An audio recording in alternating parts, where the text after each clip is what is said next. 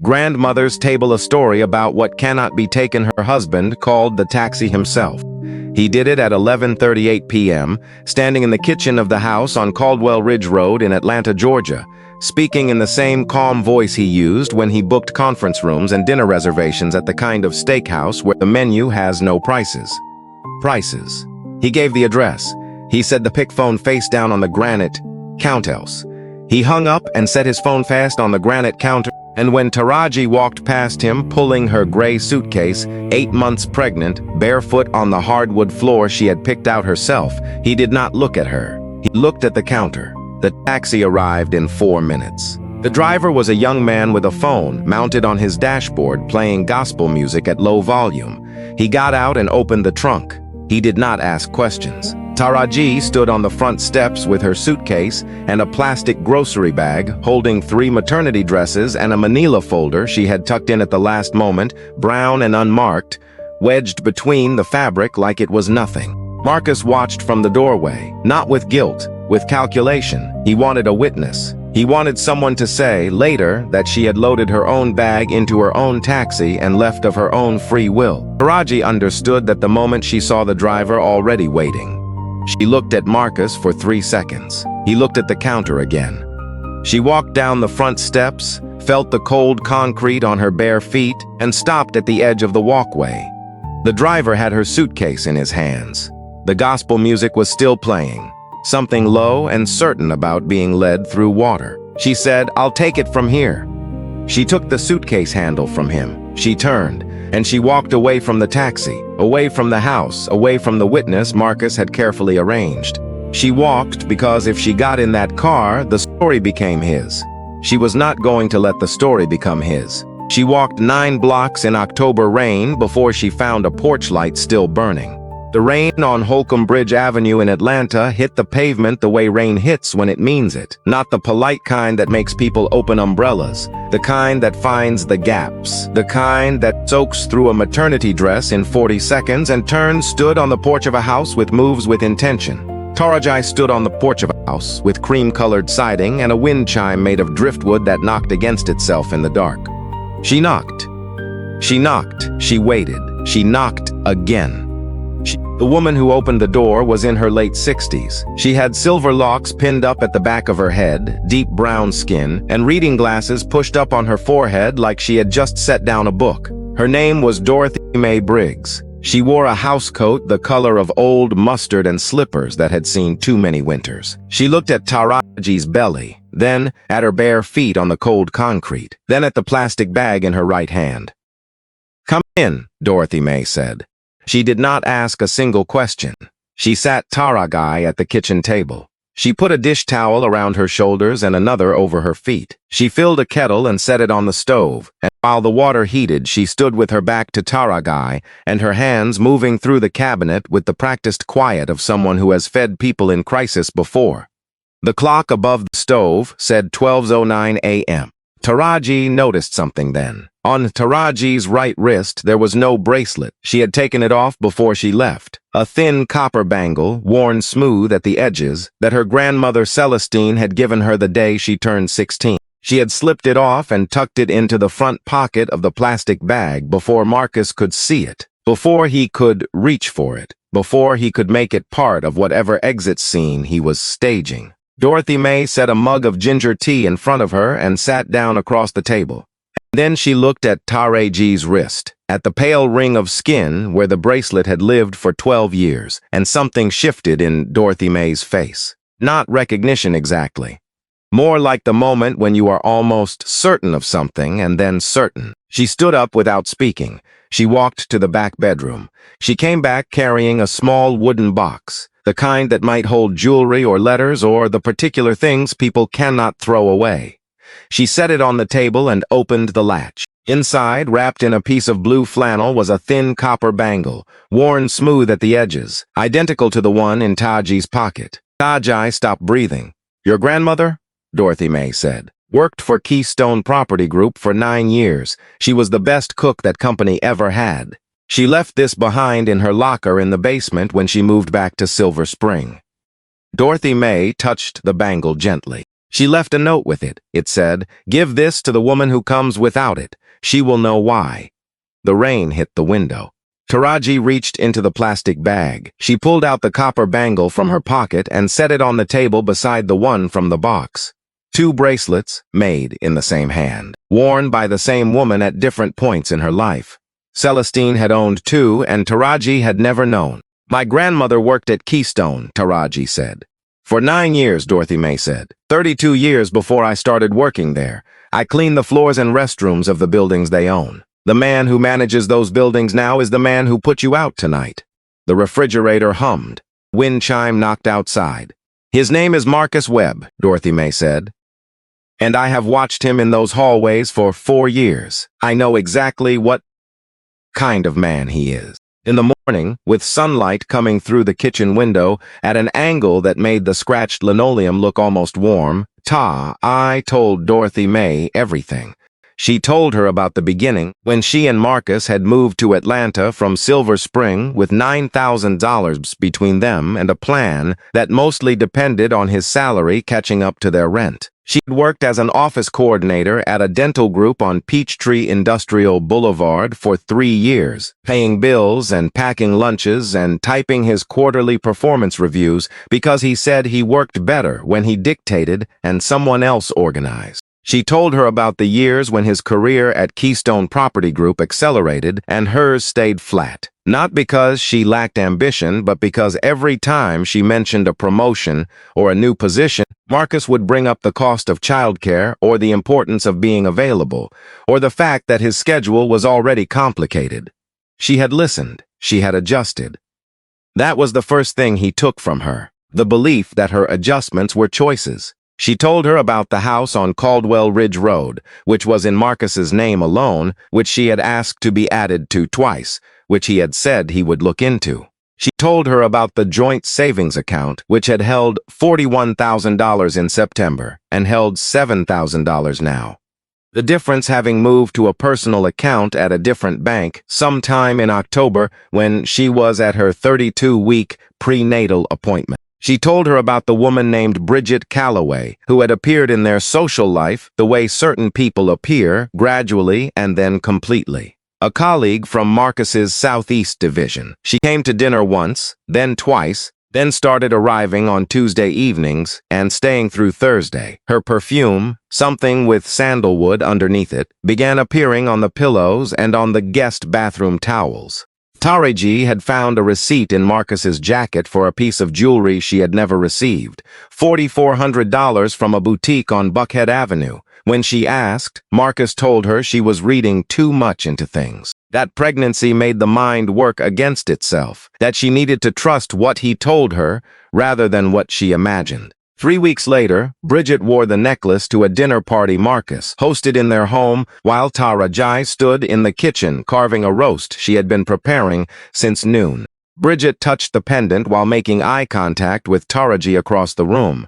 She smiled. Not a mean smile, something worse. A smile that said she had been told this was already over. That was when Taraji understood that Marcus had been narrating a version of her life to Bridget for months. In that version, Taraji was already gone. She just hadn't been told yet. Last night, Marcus had told her. Dorothy May listened to all of it without moving. When Taraji finished, the kitchen was quiet. Then Dorothy May said, "He used your grandmother's name to steal from that company." Taraji looked at her. "The audit started last month," Dorothy May said. "I heard things. People in those buildings talk to the people who clean them because they forget we are there. There are fabricated vendor payments in the system. The name on several of those vendors is C. Briggs Catering Services." She paused. "Your grandmother's name was Celestine Briggs." The air in the kitchen changed temperature. Marcus had known Taraji's grandmother's name. He had heard the stories. He had sat at enough family dinners to know the name Celestine Briggs meant nothing to anyone at Keystone Property Group. That was precisely why he had used it. A ghost name. Untraceable. He had stolen from the company using the name of the woman who had cooked for that company with dignity for 9 years. Taraji pressed her palms flat on the table. She did not speak for a long time. Then she said, "She taught me to cook." Celestine Briggs had been born in 1947 in Savannah, Georgia, and had cooked professionally for 40 years before her hands began to slow. She had fed people the way some people pray, with complete attention, with the understanding that what you put in front of someone, in a moment of hunger or celebration or grief, is not just food. It is a statement about whether they matter. She had taught TARAJI in the kitchen of a small apartment in Silver Spring, Maryland from the time TARAJI was 7 years old, not with recipes written down, not at first, with presence, with the particular education of standing next to someone and watching their hands. The way the onion went into the oil only when the oil was ready, and the oil was ready when it moved a certain way, and you could only know that way by watching it 100 times until you knew it in your own hands. Celestine had died on a Thursday morning in January, a stroke in the kitchen, and TARAJI had stopped cooking the day of the funeral and had not started again. Not because she forgot.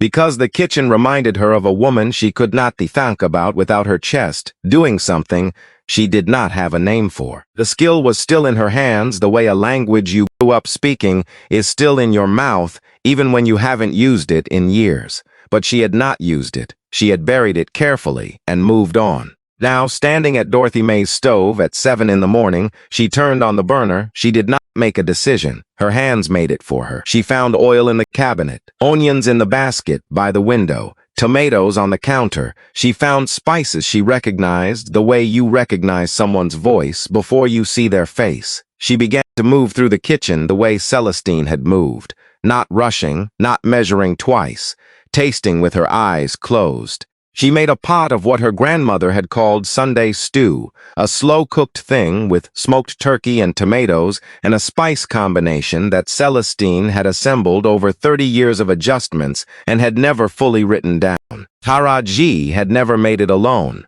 but her hands remembered the ratio of things, remembered the moment when you add the last ingredient and the smell of the pot changes from promising to inevitable. Dorothy May walked in from the living room and stopped in the doorway. She did not say anything. She sat at the table. TARAJI placed a bowl in front of her. Dorothy May took one spoonful. She set the spoon down. She looked at the table for a moment and then looked at TARAJI. "That," she said, "is your inheritance." Word moved through the neighborhood the way it moves in places where people still pay attention to each other. Dorothy May's neighbor, a retired schoolteacher named Vera Odom, came over the next afternoon and tasted what was left of the stew. She called her daughter. Her daughter called her prayer group at Cornerstone Baptist. The prayer group told the deacons. The deacons told the choir. Within 2 weeks, TARAJI was cooking 3 nights a week out of Dorothy May's kitchen. $14 a plate, cash. Pick up between 5 and 7. The orders, 19 plates the first week, 33 the second, 51 the third, 67 the fourth. She cooked every one of them standing at Dorothy May's stove, with her feet aching and her back pulling and the baby pressing against her ribs from the inside in a way that sometimes made her grip the counter and breathe until it passed. She cooked with Celestine's standard, which was not written anywhere, but which TARAJI heard in her grandmother's voice every time she picked up the spoon. Nothing leaves this kitchen unless it is the best thing that person will eat this week. By the end of the 4th week, she had made $3,820. She put every bill in the same wooden box that had held the copper bangle. She was 31 days from her due date. She had no car, no phone, no legal representation, no address in her name. But she had that money, those hands, and something Marcus had put in her suitcase by accident when he packed her out of the life she had built. The manila folder. She had tucked it in herself at the last moment without thinking. But when she opened it in Dorothy May's kitchen the morning after she arrived, she understood that she had not tucked it in without thinking at all. She had tucked it in because Celestine had told her once, in a moment that had not seemed important at the time, to always keep her receipts, not for taxes, for truth. Inside the folder was 7 years of paper. Grocery receipts for 41 client dinners she had shopped for and prepared and served and cleaned up after, paid from her personal checking account. Utility payment confirmations for 28 months when Marcus's salary was still growing. Car insurance payments she had made on the black Cadillac Escalade he now drove alone. 3 installment payments toward his MBA loans from Emory University. The security deposit check she had written on their first apartment in Decatur. Her W-2 forms from the dental group showing 3 consecutive years of income while Marcus built his career and told anyone who would listen that he had done it alone. Line by line, dollar by dollar, year by year. Everything she had given, documented, dated, with a paper trail. He had put it in her hands himself. 3 weeks before her due date, a social worker named Yvonne Carter found Taraji sitting in the waiting room of Piedmont Atlanta Hospital at 3 in the afternoon, wearing house slippers 2 sizes too large, no purse, no phone, no coat, her hands resting on her belly with the particular stillness of someone who has nowhere else to be. Yvonne sat down next to her. She asked her name. She asked her situation. Taraji told her, without tears, without performance, without raising her voice the way she had learned to tell it over the past weeks. Calm, sequential, each fact in its place. Yvonne made 2 phone calls from the hallway. The first got Taraji into an examination room in 20 minutes. The second was to a family law attorney named Sandra Okafor, who worked with a nonprofit called New Door Atlanta and had handled 53 cases of financial abuse and unlawful marital displacement in the past 4 years. Sandra had heard what Yvonne described and said she could be at the hospital in 40 minutes. She was there in 35. Sandra reviewed the manila folder the same evening. She turned each page slowly. She did not hurry. When she finished, she looked at Taraji over the top of her glasses and said, "This is not just a divorce case. This is evidence of a 7-year pattern of financial coercion. And if what Dorothy May told you about the vendor payments is accurate, it is also evidence of fraud." She paused. "We are going to file 3 motions. Within 72 hours. Sandra Okafor had filed a petition for emergency spousal support with the Fulton County Family Court, a motion to freeze all marital and transferred assets based on financial abuse and unlawful lockout during pregnancy, and a referral to the Keystone Property Group Compliance Office containing the names of the fraudulent vendor accounts. Marcus did not sit still. His attorney, a man named Jeffrey Pratt from a firm in Midtown, filed a counter-petition within 48 hours, claiming Taraji had left the marital home voluntarily and without cause. He attached a signed statement from the taxi driver who had arrived that night, confirming that a pregnant woman had gotten out of his cab 2 blocks from the pickup address and walked away on her own. But there was something Jeffrey Pratt had not considered. That the taxi driver's own statement said she had gotten out of his cab and walked away. It did not say she had been driven away from her home. It said she had chosen not to get in. Taraji had understood in the moment what she was doing. She had left a witness to her own refusal to be managed, and then Bridget Calloway made a phone call. Bridget Calloway was 31 years old. She had straight dark hair and a precise way of speaking that made her seem more certain than she usually was. She had believed what Marcus told her about Taraji because Marcus was convincing the particular way of men who have practiced their story until it sounds like memory. He had told Bridget that Taraji was emotionally unstable, that the marriage had been over for 2 years before Bridget ever appeared, that Taraji had become financially dependent by her own choices and was using the pregnancy as leverage to stay in a home she had no real claim to. Bridget had believed him. She had signed the statement his lawyer prepared without reading every line. But 6 weeks after Taraji left the house on Caldwell Ridge Road, Bridget found a folder in Marcus's home office while he was at a property meeting. She was not looking for anything. She was looking for a phone charger. The folder was in the desk drawer, and it was labeled with a woman's name she did not recognize. Inside were screenshots of text messages, a documented timeline, and a legal memorandum that made it clear Marcus had been seeing a 3rd woman for the past 8 months and had already begun the process of positioning Bridget as a short-term arrangement. She read every page. She sat in that office for 40 minutes. Then she picked up her phone and called Sandra Okafor's office. She did not ask for anything. She did not ask for forgiveness or an explanation or a conversation. She said, "I signed a statement that was not fully accurate. I would like to correct it." She gave Sandra 3 things: her willingness to testify, A photograph of the necklace Marcus had given her with the boutique receipt visible in the background, and the name of the third woman who would later confirm the same pattern. When Jeffrey Pratt learned that his key witness had withdrawn her statement, he filed a notice of withdrawal from the case the following Thursday and stopped returning Marcus's calls. The audit at Keystone Property Group took 11 days. The compliance team's accountants' work, pulling files without announcing them dates, checking vendor addresses against public records. The vendors were shells. The addresses were P-boxes. Shells. The work orders were for inspections that had never been conducted on days when Marcus was on the golf course at Chastain Park. The name TARAJI Briggs Catering Services appeared on 14 separate payment authorizations over 3 years. Total amount, $92,000. When the investigator traced the name, she found that no such company existed. No tax registration, no business license, no commercial kitchen permit. The name appeared to have been chosen for its obscurity, a family name connected to a former employee who had left the company 32 years ago and was now deceased. The investigator noted in her report that the selection of the name appeared deliberate.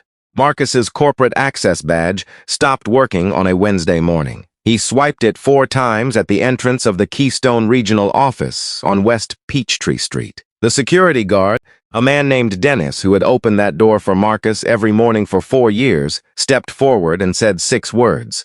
"Your access has been suspended, sir." Marcus looked at Dennis's face. He had walked past Dennis every single morning for 4 years and had never once asked his name.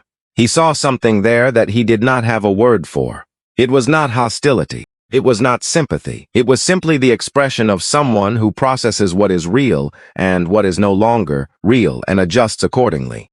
Marcus's hand dropped to his side. He understood in that moment not what he had done, not yet, but that the structures he had built around himself were moving without him. The badge, the title, the expense accounts, the property, they were running without him now. And they were running against him. By Friday, Keystone had suspended him without pay pending a full financial review. By the following Monday, his company laptop, phone, and parking pass had been collected from the house on Caldwell Ridge Road by a courier who did not make small talk. Wednesday, his attorney had withdrawn. By Thursday, Marcus was alone. The hearing was on a Tuesday morning in Courtroom 7 of the Fulton County Courthouse on Pryor Street. Sandra Okafor stood at the table on the left. Taraji sat behind her in a dress Dorothy May had pressed that morning. Marcus sat at the table on the right, alone. He had not shaved in 4 days. His suit was the charcoal one he wore when he wanted to project competence. It was doing less work than usual. Sandra presented the folder. She laid each document on the surface of the table one at a time, reading the amounts and dates in a voice that did not vary in pitch or speed. She did not perform outrage. She did not editorialize. She read the paper trail the way you read coordinates, each number pointing to the same location, each date confirming the same story. 41 client dinners, 28 months of utility bills, 4 years of insurance payments, 3 installments on his business school loans, 7 years of income she earned, while he told people he had built everything himself. The judge, a woman named Honorable Patricia Graves, who had been on the family court bench for 19 years, reviewed the folder for 14 minutes. She turned each page. She wrote notes. She did not look up. When she finished, she removed her reading glasses. She looked at Marcus. Then she looked at Taraji. Then she spoke. Emergency spousal support, $3,500 per month, effective immediately. Temporary exclusive possession of the marital home on Caldwell Ridge Road to Taraji, effective within 48 hours. A restraining order requiring Marcus to vacate. A full forensic audit of all marital assets and all transfers conducted in the prior 24 months. And a referral to the Fulton County District Attorney's Office regarding the fraudulent use of a deceased individual's name in the commission of corporate fraud. That last referral was the one Marcus had not anticipated. He sat in the courtroom for 8 minutes after the ruling. His hands were flat on the table. His jaw was tight. He was looking at a point on the wall that had nothing on it. The charcoal suit. The firm handshake that could make people feel like they were being let into a secret. None of it was running now.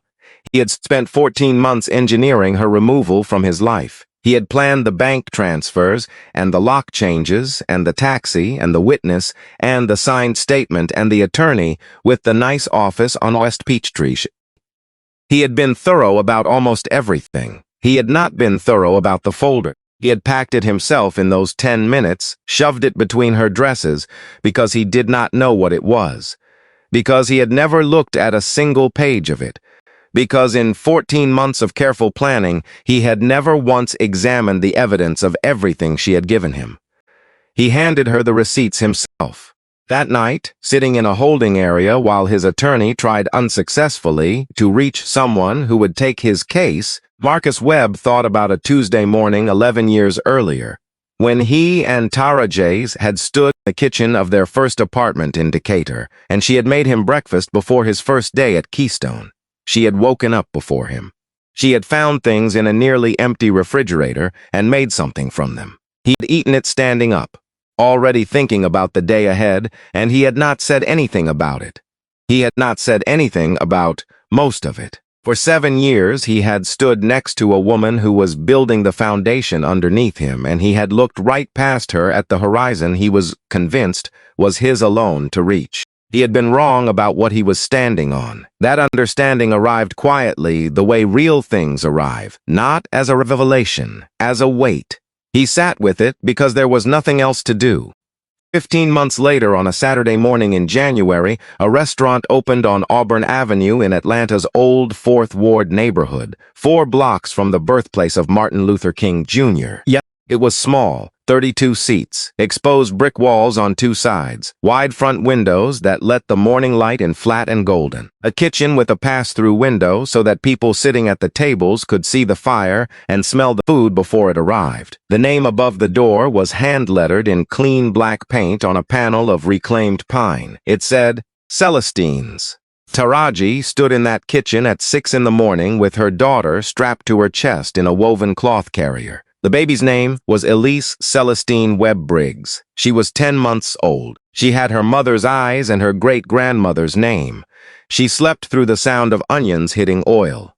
She slept through the smell of smoked turkey and tomatoes and the particular spice combination that had no name on any label but that lived in TARAJI's hands, the way certain things live in hands and nowhere else. The first customer arrived at 7. It was Dorothy Mae Briggs, wearing her good coat on a Saturday, a burgundy wool coat with brass buttons that she saved for important occasions. She ordered the Sunday stew.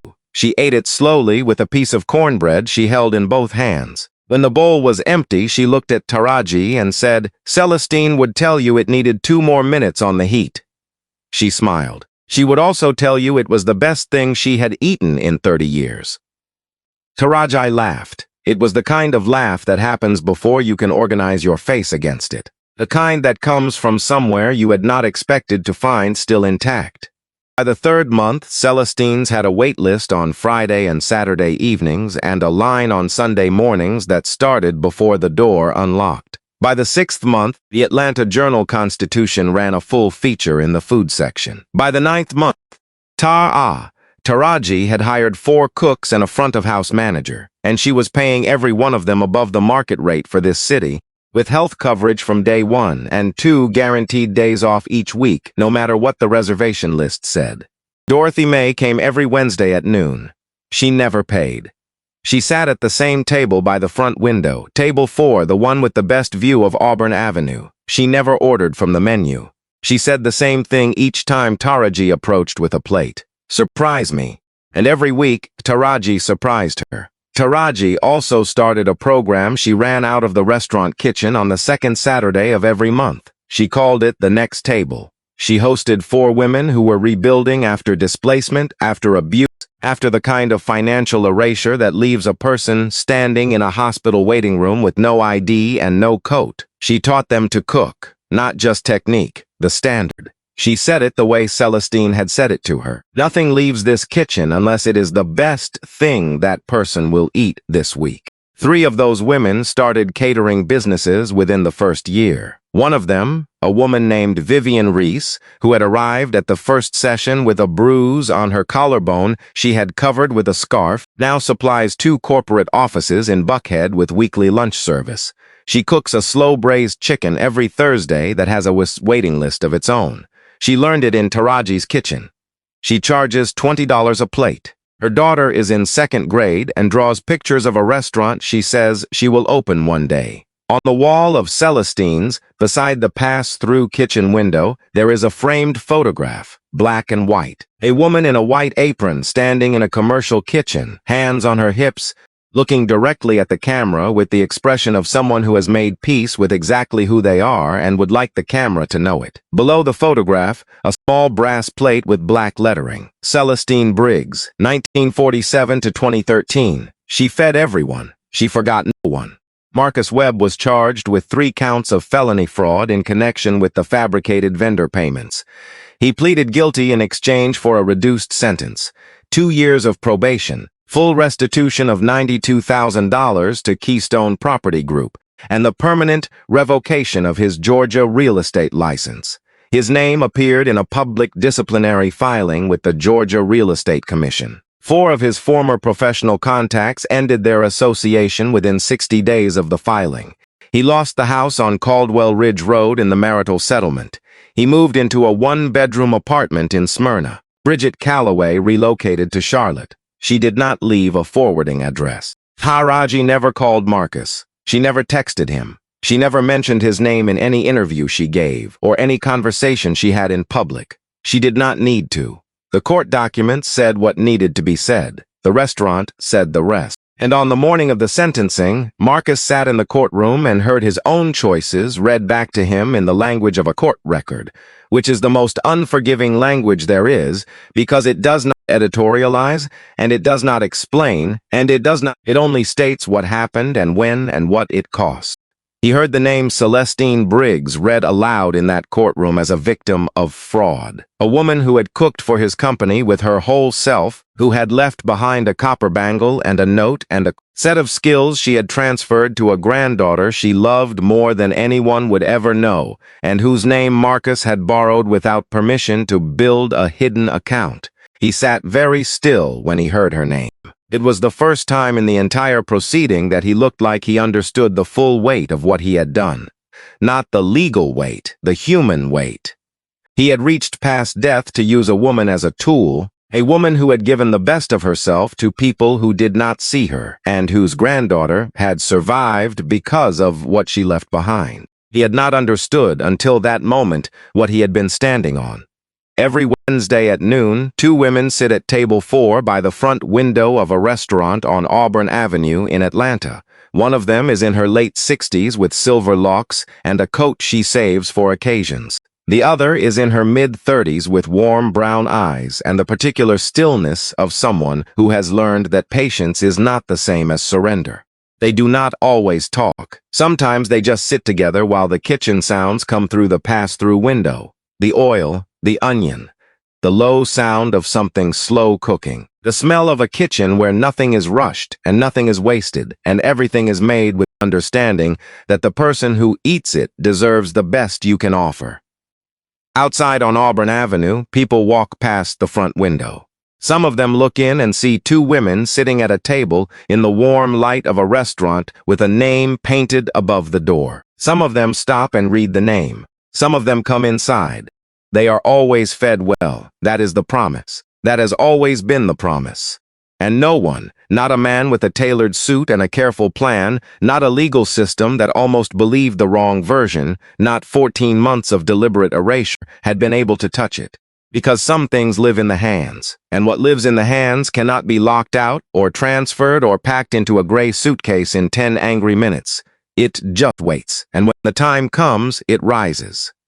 TARAJI Briggs was never the burden he called her. She was the foundation, and foundations do not disappear when someone turns off the porch light.